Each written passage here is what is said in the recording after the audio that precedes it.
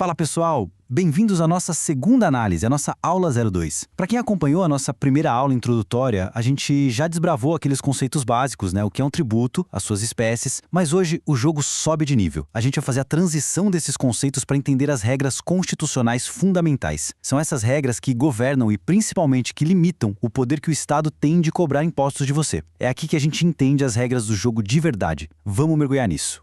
E o nosso roteiro de hoje está bem direto ao ponto. A gente vai passar por o direito tributário público, os princípios gerais constitucionais, o famoso conceito de pecúnia non olet, o princípio da legalidade, a capacidade contributiva na prática e, para fechar, o princípio da não afetação. Bora lá? Começando pelo nosso ponto número 1, o direito tributário público. Para a gente construir uma base sólida, a gente precisa entender a natureza dessa relação. Olha só, a relação entre o Estado e o contribuinte não é uma relação de igual para igual. O direito tributário opera numa relação vertical totalmente regida pelo direito público. E o que sustenta essa força toda do Estado? Dois pilares básicos: a supremacia do interesse público e a indisponibilidade desse interesse. Basicamente, o Estado atua com seu poder de império. Ele garante que o interesse de todo mundo, da coletividade, fique acima do interesse individual. E isso não pode ser simplesmente descartado ou negociado.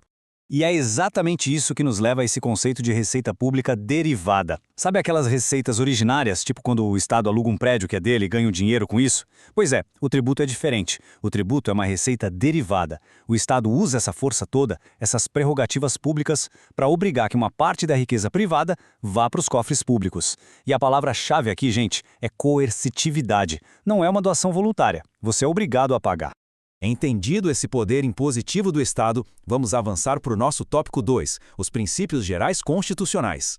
O que é super interessante aqui é que esses 5 pilares são super modernos e recentes. A Emenda Constitucional 132, lá de 2023, colocou isso expressamente no texto para guiar toda a nossa legislação tributária. Simplicidade, transparência, justiça tributária, cooperação e defesa do meio ambiente. Ou seja, não é mais só cobrar por cobrar. O sistema agora tem o dever constitucional de perseguir esses ideais na prática.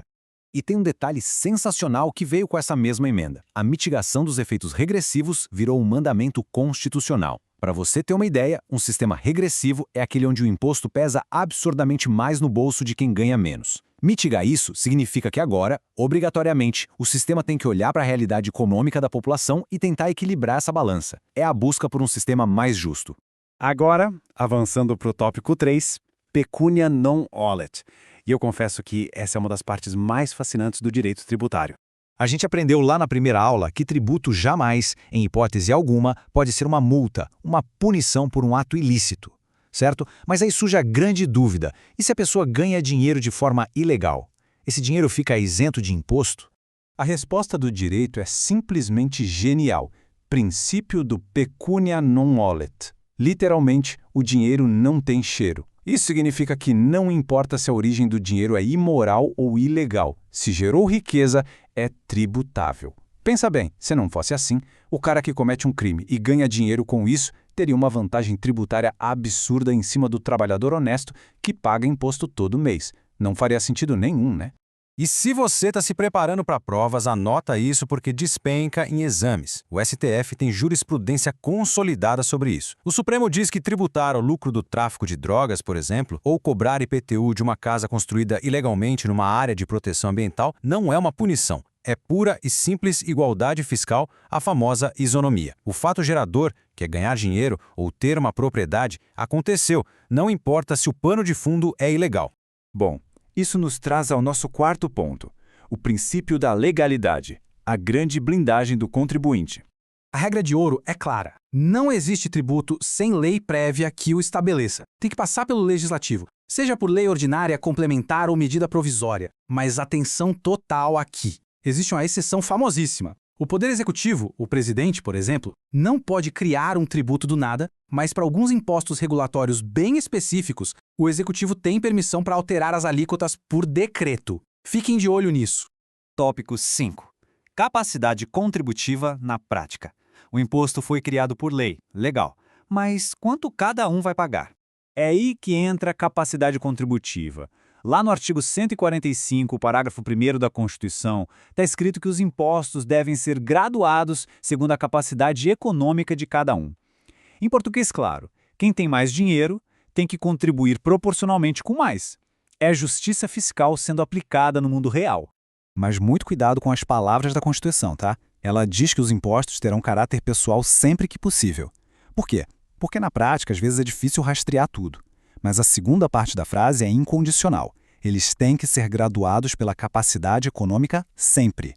Um é quando der, o outro é obrigatório. E olha só como o STF ampliou essa visão. A Constituição fala especificamente de impostos, mas o Supremo Tribunal Federal já confirmou que esse princípio da capacidade contributiva se aplica a outras espécies também. Dá para aplicar em taxas e até em custas judiciais. Claro, desde que existam limites mínimos e máximos para manter a proporção com o custo do serviço que o Estado está prestando. Chegamos ao nosso sexto e último ponto: princípio da não afetação. A gente já viu como cobra, agora vamos ver para onde vai esse dinheiro. Diferente de uma taxa, que o Estado te cobra por um serviço específico que ele te prestou e por isso o dinheiro costuma ir para custear esse mesmo serviço, os impostos têm uma pegada totalmente diferente. O imposto incide sobre a sua riqueza pura e simples, sem nenhuma ligação direta com o serviço que o Estado está te entregando naquele momento. Por isso, existe o princípio da não afetação. Esse princípio diz que o dinheiro arrecadado com impostos não pode ficar amarrado por lei a uma despesa ou fundo específico. Salvo aquelas exceções que a própria Constituição já manda, como educação e saúde, o governante precisa ter o dinheiro livre. É isso que dá flexibilidade para ele administrar o orçamento do Estado, tapar buracos onde precisa e governar.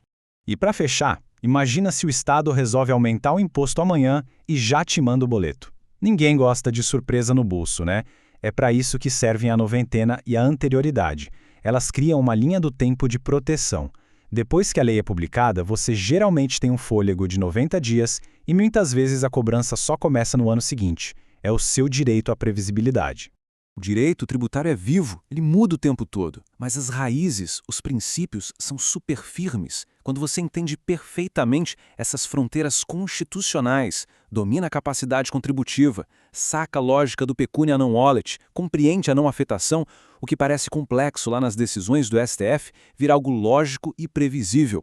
Então eu deixo essa provocação. Conhecendo as regras do jogo, como você acha que os nossos tribunais vão moldar o futuro do sistema de impostos nos próximos anos? Muito obrigado por acompanhar essa aula e até a nossa próxima análise.